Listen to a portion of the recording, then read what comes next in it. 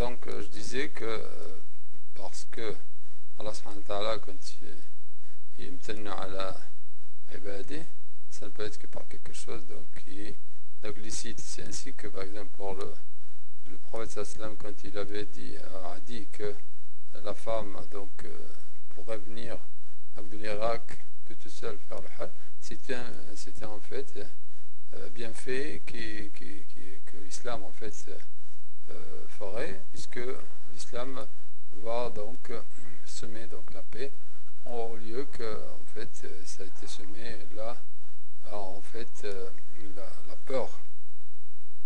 Donc et par conséquent la femme donc si elle fait le hajj toute seule, c'est un bon signe que l'islam s'est bien propagé et qu'elle n'a plus peur que d'Allah. Donc ce qui veut dire obligatoirement que c'est licite. Et tous les imams sont d'accord sur ça, qu'elle n'a pas besoin de mahram, elle a besoin d'une compagnie, certains. Et même Imam Ahmad, il dit qu'elle n'a pas besoin de mahram. Dans le madhab, on dit qu'elle a besoin de mahram, que c'est une obligation. En fait, c'est une condition d'obligation et non pas une condition de validité. Parce que tous les Hanbali disent que si elle fait le hajj sans mahram, son hajj est valide.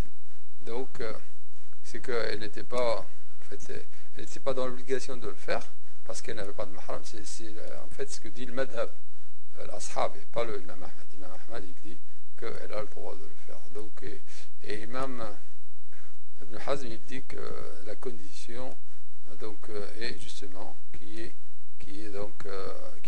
n'ait pas peur de la route quand la route est donc et quand elle trouverait qu'il n'y a pas de problème, donc elle n'a pas besoin de mahram. Elle n'a même pas besoin de compagnie. Donc il n'y a aucune preuve qui montre qu'elle a besoin d'un mahram. Alors la seule preuve que ces gens-là en fait avancent, c'est une preuve qui est contre eux. En fait ils mettent en fait ils amènent le hadith dans Bukhari où le prophète sallallahu dit à propos de la femme qui croit en Allah et en son prophète, eh bien elle ne doit pas voyager toute seule. Et un compagnon qui avait entendu ça, qui était donc avec le prophète sallallahu lorsqu'il avait dit ça, c'est en fait l'un des hadiths où il n'y a pas de condition d'une journée ou de 2 journées ou 3 jours. Et bien le compagnon il a dit que au prophète, moi ma femme est sortie pour faire le hajj et je me suis inscrit donc dans la bataille telle et telle, alors est-ce que je fais le hajj avec elle? Il lui a dit intaliq fa hujja ma'a imra'atik, donc il lui a dit oui, vas-y et fais le hajj avec ta femme. Et ils ont mal compris ce hadith là parce que tous les savants à l'unanimité disent que, et ça fait on va l'étudier dans le cas dans les règles de base de la jurisprudence, donc pas dans la règle de la jurisprudence, donc au sol le fiqh, on verra que l'amr quand il est en fait suivi d'une question, jamais il veut dire l'obligation, jamais. À l'unanimité, tous les savants disent que c'est un choix. Et bon, vous le trouverez dans Ibn Hajar, il le dit, dans l'explication du hadith, il le dit. C'est très clair, c'est très connu que quand vous demandez à quelqu'un est-ce que je fais ça ou je fais ça, et bien alors s'il vous dit faites ça, c'est jamais un ordre. Personne ne comprend que c'est un ordre. Et c'est bien dans la formulation, il vous dit faites ça, mais ce n'est qu'un choix. Et la preuve en est que dans ce hadith-là, en fait c'est une preuve contre eux de beaucoup de voix. Déjà la voix que à l'unanimité ce n'est pas un ordre, et la deuxième voix c'est que le compagnon il avait bien dit que ma femme est sortie, inna mar'ati kharajat hajja, et on le sait très bien, le prophète sallallahu alayhi wa sallam ne retarde jamais en fait l'explication au temps opportun. C'est-à-dire que si cette femme-là devait avoir un mahram avant de sortir, il lui aurait dit non, il faudrait qu'elle revienne et elle refasse un hajj, parce que le fait qu'elle soit sortie pour le hajj, c'est non valable. Et le fait que si lui il la rejoint, il ne sera jamais donc bon, s'il était au départ, non, bon, ça on l'a bien connu. Si on démarre quelque chose pas bien, on ne peut jamais la recommander. Et par exemple, si vous commencez la prière et que vous ne faites pas takbirat al-ihram, vous ne pouvez jamais la rattraper. Votre prière est fausse, même si vous faites takbirat al-ihram à la troisième, à la deuxième, on ne peut pas la rattraper. Vous avez fait un faux démarrage, il faut retourner. Et si le prophète sallallahu alayhi wa sallam ne lui avait pas dit qu'il fallait qu'elle retourne et recommence sa hajj, c'est que sa hajj est valide, et elle est valide sans mahram. Donc de tous les côtés, il n'y a aucun, même pas l'ombre d'un dalil, comme quoi la femme, elle doit avoir besoin d'un mahram pour faire le hajj. Mais les gens, comme ils ne comprennent pas les règles de la jurisprudence, les règles de Usul al-Fiqh, ils vont dire n'importe quoi. Et même le seul avis qui dit, je répète encore une fois, qui dit que cette femme, c'est une condition d'obligation et non pas une condition de validité. Personne ne dit que son hajj est faux. Personne. Aucun savant ne dit que si elle fait son hajj sans mahram, son hajj n'est pas valide. Ils disent que son hajj est valide, mais elle a commis un péché. Eh bien, tant mieux, si elle a commis un péché, le hajj il efface tous les péchés, et donc elle n'aura rien perdu. Donc, ça c'est pour... Bon, j'ai en fait voulu extrapoler, parce que c'était un sujet qui me tient à cœur, et quand je vois que des savants, de grands noms d'ailleurs, qui interdisent à la femme de venir au hajj, de faire un pilier, pourquoi? Pour un avis, alors que je vous dis, si vous prenez les 5 imams, les 5, ils disent qu'elle n'a pas besoin de mahram, elle a besoin d'une compagnie, et elle a besoin d'une compagnie soit mixte, soit non mixte, et ça c'est pour la route quand elle doit faire un voyage. Et il n'y a jamais à confondre le voyage avec le hajj, parce que le hajj, le prophète sallallahu alayhi wa sallam, quand on lui a demandé, quand Allah subhanahu wa ta'ala avait révélé walillahi ala nasi hijjul bayti man istata'a ilayhi sabila, c'est le seul verset qui oblige le hajj, et bien à la nuit, et bien les compagnons, la seule question qu'ils lui avaient posée en ce temps-là, c'était qu'est-ce que c'est que l'istita'a?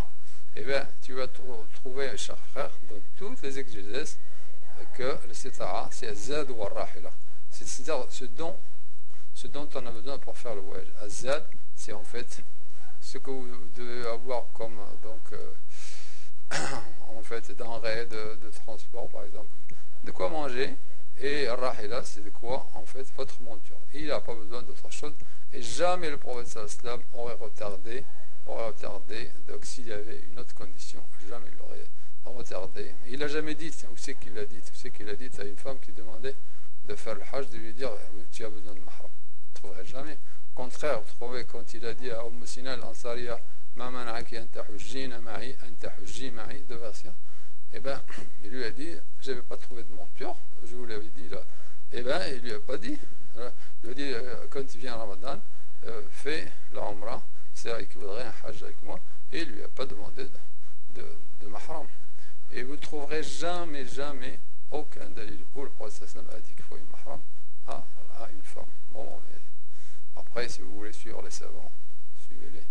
والأصل في الأبضاع واللحوم والنفس والأموال للمعصوم.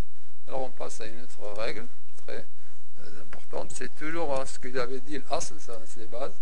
Alors, voilà. Alors à la base,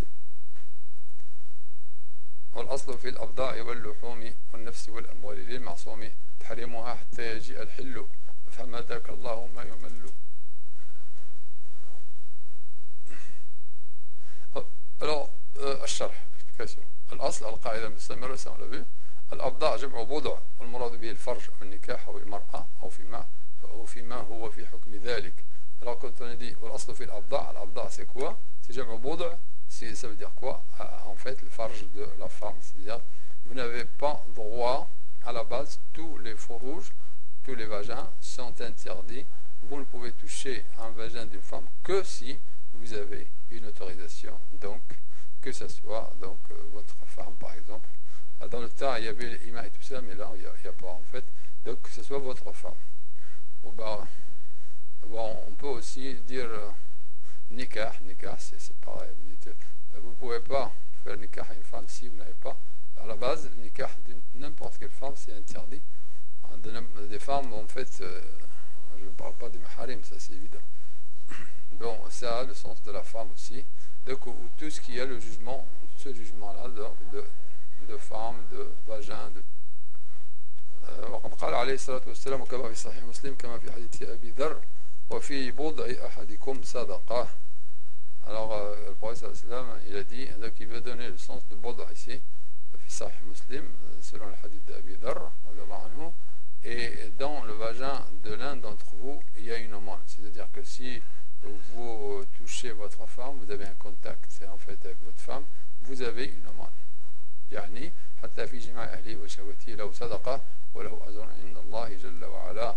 C'est-à-dire que si vous contactez votre femme et vous avez votre désir d'elle, ben vous avez une aumône. Évidemment, elle aussi, ça va de soi. Et donc vous avez une récompense chez Allah subhanahu wa ta'ala. Donc, الأصل في الأبضاع الحرمة والأصل في اللحوم الحرمة. Donc ça, à la base, tout vagin est interdit. L'asl, c'est la base du hurma. Et l'asl في اللحوم الحرمة. Le luhum, c'est tout en fait, toutes les viandes. Eh ben, on ne peut pas venir comme ça et manger une viande. Il faut avoir une autorisation, donc un dalil. المراد باللحوم هنا الذبائح.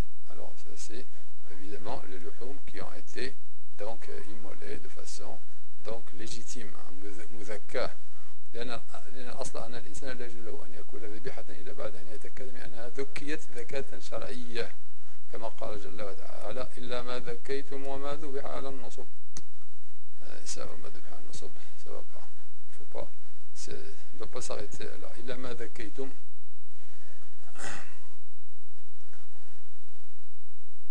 Parce que si bon, il vaudrait mieux ne pas s'arrêter là. Donc il veut dire parce qu'à la base un individu n'a pas le droit de manger en fait un animal en fait sans que cet animal, ce qui soit sûr que cet animal là a été immolé de façon légitime comme Allah a dit, sauf ce que vous avez immolé légitimement. وقال جل وعلا ولا تأكلوا مما لم يذكر اسم الله عليه وقد فصل لكم ما حرم عليكم إلا ما اضطررتم إليه. Alors évidemment, là aussi, il ne faut pas manger ce que en fait, on n'a pas dit le nom d'Allah dessus. Alors ça, c'est évident, si les bêtes qui sont en fait, qui ont été tuées sans qu'on dise le nom d'Allah dessus, c'est haram. Alors il a dit aussi اليوم أحل لكم الطيبات وطعام الذين أوتوا الكتاب حل لكم وطعامهم حل لكم. Alors bon, ça c'est parle donc de la nourriture des gens du livre. Elle est halal à nous, bien sûr, et notre nourriture elle est halal à eux. هذا يدل على أن طعام غير أهل الكتاب لا يأخذ حكم الأصل. Alors donc ça veut dire l'exception faite ici de Ahl Kitab, des gens du livre, il rentre dans les choses licites. Donc c'est une exception. Al-asl al-hurma wa hada istithna al hurma. Donc à la base c'est l'interdiction et ça c'est une exception de cette interdiction. إذن لا يجوز للإنسان أن يأكل حتى يتأكد من أنها قد ذكيت لأن الأصل في ذبيحة المسلم أنها ذكيت ذكاة شرعية ولهذا نقول وترجع الأحكام لليقين فلا يزيل الشك لليقين. Alors donc c'est une répétition là. الأصل في ذبيحة المسلم أنها حلال. لماذا؟ Alors à la base donc tout ce que en fait tue un musulman elle est halal. Pourquoi؟ لأن الأصل في المسلم يذكي والأصل في طعام أهل الكتاب وفي ذبائح الكتاب الحل لأنهم لا يذكرون اسم الله جل وعلا على الذبائح لا ننتقل من هذا إلا بيقين. فإذا تيقنا أن مسلما أو كتابيا ذبح ولم يسمي مجزوم بحل الحرف إلا أو استخدم السعقة أو قتل الذبيحة فهنا ننتقل من الحل إلى التحريم. Alors évidemment, à la base, donc tout ce que tue le musulman est halal. Pourquoi? Parce que à la base, le musulman, il fait donc il immole de façon légitime. Et de même que à la base, la nourriture des gens du livre et leur en fait bête immolée, eh ben c'est à la base c'est le hil comme dit le verset. Donc c'est la licité parce que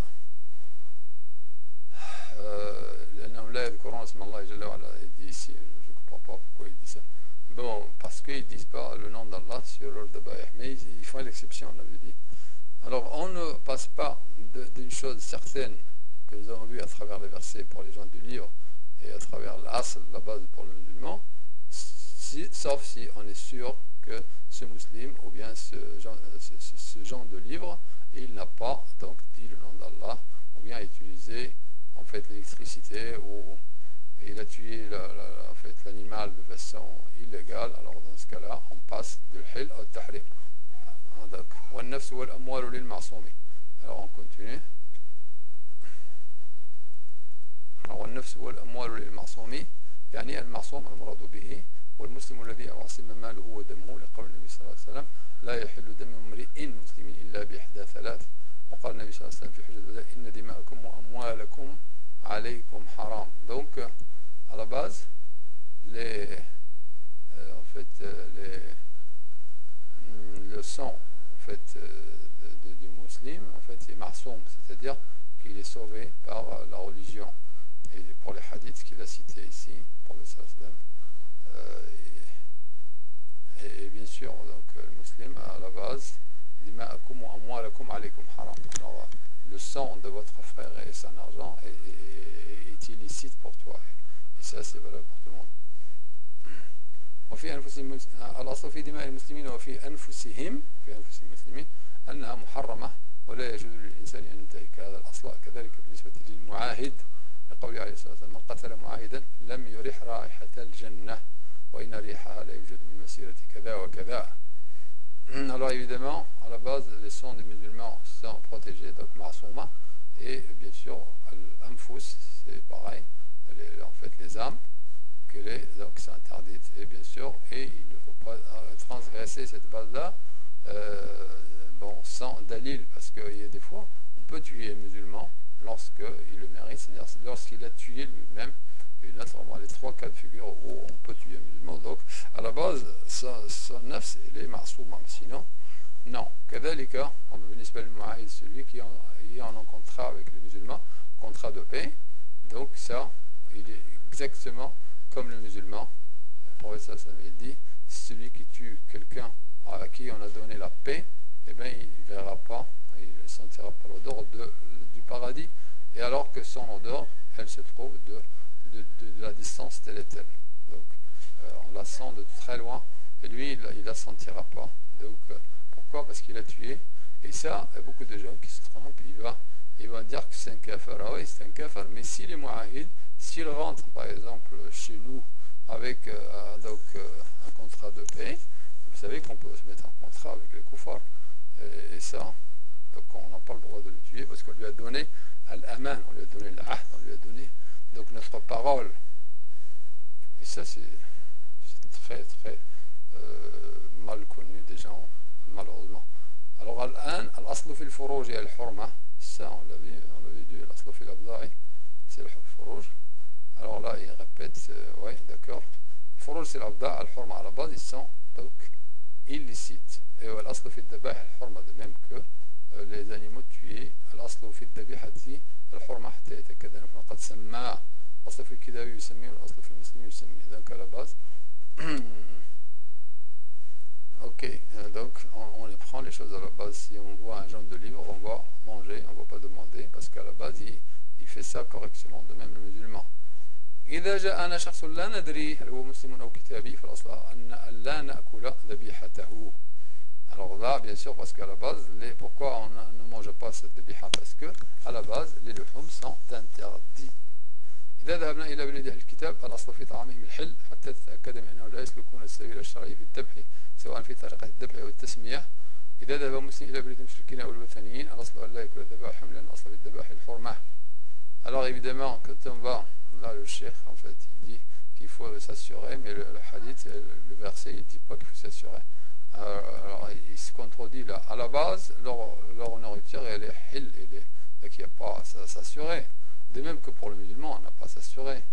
Alors si on le sait par ailleurs, mais on n'a pas à s'assurer, et que par contre, si on va chez les non, les gens, donc c'est les associateurs, ou bien les gens qui adorent donc les idoles, alors, en fait, les statues, tout ça, alors, ou les majous, tout autre, en fait, autre. L'aslo, donc, à la base, leurs en fait, animaux sont quoi? Sont interdits. Alors, الفقهاء رحمهم الله يذكرون في هذه القاعدة لو أن رجلا تزوج 3 نساء وطلق إحداهن.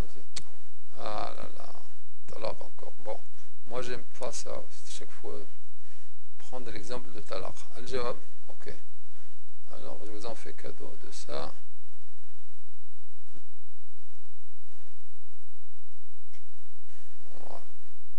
ما معنى المعصوم؟ المعصوم هو المسلم والمعاهد يعني الأصل في أموالهم وأنفسهم أنها محرمة. المعصوم c'est celui qu'en fait que son sang est protégé tel que le musulman ou bien celui que lui a donné la paix, al-mu'ahid.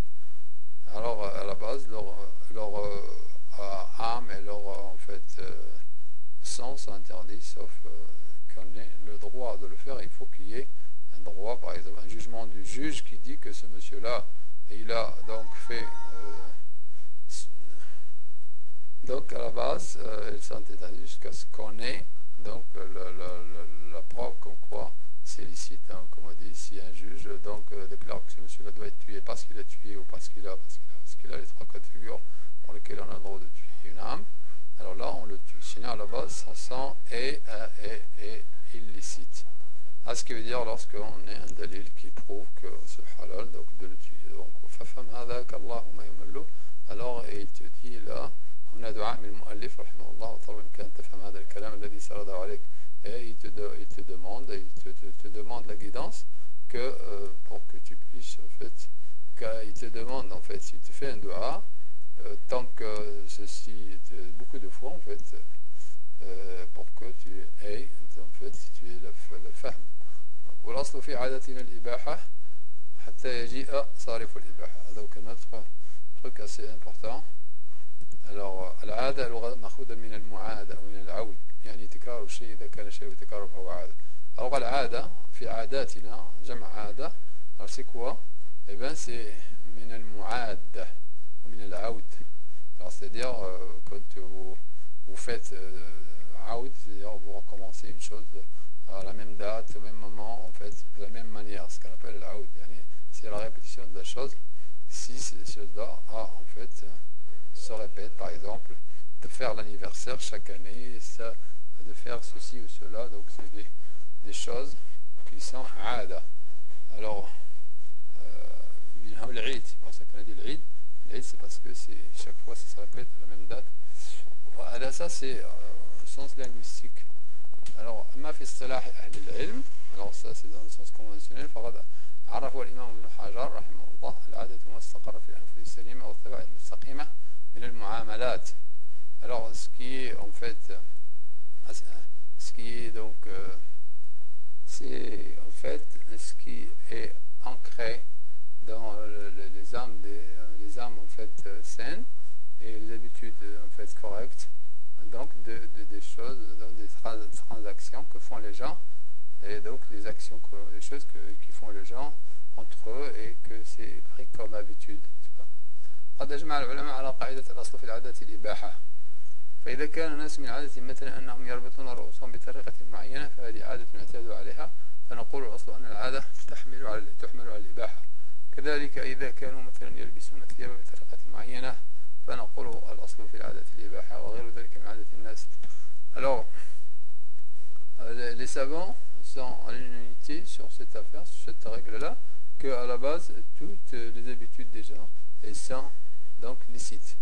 Alors, si par exemple, l'habitude des gens était qu'ils mettaient quelque chose sur leur tête, si les gens, par exemple, ont pour habitude donc, de serrer leur tête avec un ruban d'une façon particulière, ceci c'est leur habitude, et bien on dit que ça c'est permis. C'est de même que si leur s'habiller d'une façon à émettre donc des habits d'une façon déterminée, et bien on dit que c'est à la base c'est licite. Et ça, en fait, c'est à l'encontre de ce que font la plupart des gens. Ils comprennent tout à l'envers, ils prennent tout à l'envers et ils croient que si tu veux faire quelque chose, n'importe quelque chose, il faut que tu aies un dalil. Comme quelqu'un m'avait dit une fois, c'est un Français converti, qui sait juste à peine deux mots de l'arabe, il m'a dit non, il faut, même si tu veux te gratter la tête, il faut avoir un dalil. Alors bon, combien ce Coran ou ce hadith va contenir un dalil, il faut 100 millions de pages. Si chaque chose qu'on voudrait faire, on doit lui sortir un dalil. Alors قال النبي صلى الله عليه وسلم أنتم أعلم بأمور دنياكم فإذا عادات من أمور الدنيا التي يرجع فيها الإنسان إلى الأصل الذي هو الإباحة. Alors les choses, dit le professeur a dit, Antum, vous savez, donc vous êtes bien, en fait, vous connaissez mieux que moi, bien sûr, les choses de votre dunya. Je vous ai dit comme ça, mais c'est vous qui sachez mieux que moi ces choses-là. Donc, en conséquence, les habitudes des gens, donc des choses de la dunya, en fait, de la vie de tous les jours, ça, et il faut, tout est illicite. Alors les gens, ils te disent, tu veux faire n'importe quoi, ils te disent, amène-moi le dalil que c'est permis. Et bien voilà, le dalil, c'est à la base, al-asl. Al-asl fi al-ashya al-ibaha. On verra que dans la religion, c'est l'inverse. Hatta yaji asarif al-ibaha, jusqu'à ce que vienne justement ce qui nous oblige à ne pas faire ça, donc une interdiction.